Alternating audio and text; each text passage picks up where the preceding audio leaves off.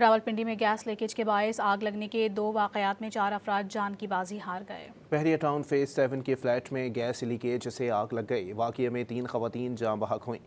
ایک خاتون کو بے ہوشی کی حالت میں اسپتال منتقل کر دیا گیا۔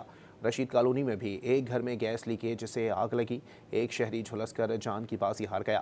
اتوار کو اسلام آباد میں شادی والے گھر میں سلنڈر دھماکے سے دولہا اور دلہن سمیت 8 افراد جاں بحق ہو گئے تھے۔ راولپنڈی میں گیس لیکیج کے باعث آگ لگنے کے 2 واقعات میں 4 افراد جان کی بازی ہار گئے۔ بحریہ ٹاؤن فیز 7 کے فلیٹ میں گیس لیکیج سے آگ لگ گئی۔ واقعے میں 3 خواتین جاں بحق ہوئیں۔ ایک خاتون کو بے ہوشی کی حالت میں اسپتال منتقل کر دیا گیا۔ رشید کالونی میں بھی ایک گھر میں گیس لیکیج سے آگ لگی۔ ایک شہری جھلس کر جان کی بازی ہار گیا۔ اتوار کو اسلام آباد میں شادی والے گھر میں سلنڈر دھماکے سے دولہا اور دلہن سمیت 8 افراد جاں بحق ہو گئے تھے۔